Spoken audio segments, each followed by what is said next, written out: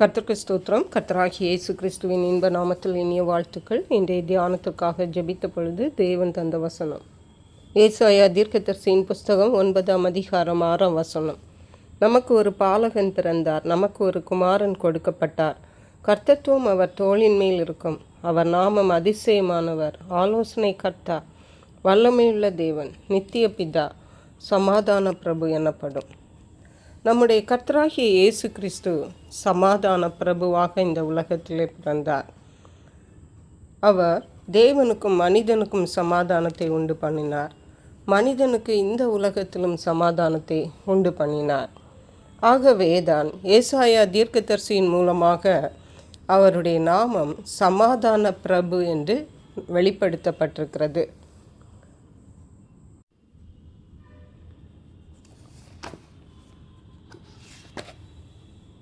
மீகா எழுதின தீர்க்கதரிசியின் புஸ்தகம் 5ஆம் அதிகாரம் 2ஆம் வசனம் சொல்லுகிறது, எப்பிராத்தா என்னப்பட்ட பெத்லகேமே, நீ யூதேயாவிலுள்ள ஆயிரங்களுக்குள்ளே சிறியதாயிருந்தாலும் இஸ்ரவேலை ஆளப்போகிறவர் உன்னிடத்திலிருந்து புறப்பட்டு என்னிடத்தில் வருவார். அவருடைய புறப்படுதல் அநாதி நாட்களாகிய பூர்வத்தினுடையது. 5ஆம் வசனத்தின் முதல் பாகம் சொல்லுகிறது, இவரே சமாதானக்காரனர். ஹல்லேலூயா. நம்முடைய கர்த்தராகிய இயேசு கிறிஸ்து பிறப்பதற்கு பல நூற்றாண்டுகளுக்கு முன்பதாகவே ஏசாயா தீர்க்கதரிசியின் மூலமாகவும் மீகா தீர்க்கதரிசியின் மூலமாகவும் இயேசு கிறிஸ்து சமாதானக்காரனர், சமாதான பிரபு என்று வெளிப்படுத்தப்பட்டிருக்கிறது. ஹல்லேலூயா. தேவனுடைய திட்டங்கள் ஒவ்வொன்றும் அநாதி நாட்கள் முதல் இருக்கிறது. அவைகள் ஒருபோதும் மாறாது, ஒளிந்து போகாது, அவைகள் நிறைவேறும் என்பதை நாம் திட்டமும் தெளிவுமாக தெரிந்து கொள்ள வேண்டும். எபேசியருக்கு எழுதின நிருபம் 2ஆம் அதிகாரம் 14ஆம் வசனம் இவ்விதமாக சொல்லுகிறது, எப்படியெனில் அவரே நம்முடைய சமாதான காரணராகி இரு திறத்தாரையும் ஒன்றாக்கி பகையாக நின்ற பிரிவினையாக நடுச்சுவரை தகர்த்து சட்டத்திட்டங்களாகிய நியாயப்பிரமாணத்தை தம்முடைய மாம்சத்தினாலே ஒழித்து இரு திறத்தாரையும் தமக்குள்ளாக ஒரே புதிய மனுஷனாக சிருஷ்டித்து இப்படி சமாதானம் பண்ணி பகையை சிலுவையினால் கொன்று அதனாலே இரு திறத்தாரையும் ஒரே சரீரமாக தேவனுக்கு ஒப்புரவாக்கினார். ஹல்லேலூயா. இயேசு கிறிஸ்துவுடைய சிலுவை மரணத்தினாலும் அவருடைய இரத்தத்தினாலும் பாவிகளாகிய நம்மையும் பிதாவாகிய தேவனையும் ஒன்றாக தேவன் இயேசு கிறிஸ்து ஒப்புரவாக்கினார். இவ்விதமாக அவர் தேவனுக்கும் மனிதனுக்கும் நடுவாக சமாதான காரணரானார். ஹல்லேலூயா.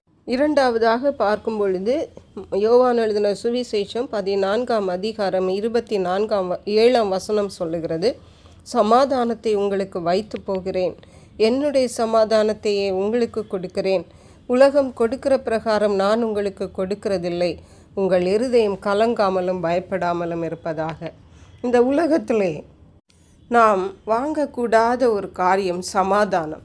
அது தேவன்தான் நமக்கு தர முடியும்.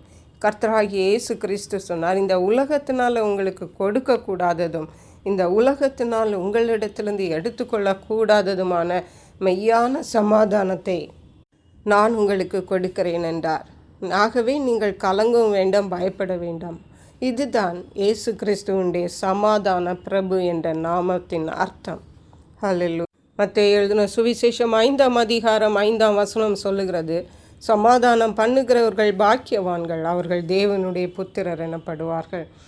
அருமையான தேவனுடைய பிள்ளைகளை, இன்றைக்கு உங்களுடைய சூழ்நிலைகள் எப்படி இருந்தாலும் சரி, சமாதானத்தை ஒருவேளை நீங்கள் இழந்து நிற்கலாம். எந்த காரியத்திலே சமாதானத்தை இழந்திருக்கிறீங்களோ அந்த இடத்திலே தேவனை நீங்கள் அழைப்பீர்கள் என்றால், தேவனிடத்தில் அவைகளை சொல்லுவீர்கள் என்றால், நிச்சயமாகவே சமாதான பிரபுவாகிய இயேசு கிறிஸ்து உங்களுக்கு மெய்யான சமாதானத்தை தருவார். உங்களுக்கு எல்லா காரியங்களிலும் ஜெயத்தை தந்து யாவரோடு சமாதானமாக இருக்கும், தேவனுடைய புத்திரர்களாக இருக்கும் கிருபை செய்வார். கர்த்தர் இந்த வார்த்தைகளை ஆசீர்வதிப்பாராக. ஜெபிப்போம். எங்களை கிருபையை நேசித்து பாதுகாத்து வழி நடத்துகிற அன்பின் தகப்பனை, ஆசீர்வதிக்கப்பட்ட இந்த நல்ல நாளுக்காக நன்றி. இந்த வேளையிலும் சமாதான பிரபுவாகிய நீர் சமாதான காரணராக பிதாவுக்கும் எங்களுக்கும் மேலும் இந்த உலக வாழ்க்கையிலும் எங்களுக்கு சமாதானத்தை தந்து ஆசீர்வதிக்கிறபடியால் நான் நன்றி. பரிசுத்த ஆவியானவர், அதிகன மகிமை உமக்கே செலுத்து. இயேசு கிறிஸ்துவின் நாமத்தில் ஜெபிக்கிற அன்புள்ள பரமபிதாவே ஆமென். God plus.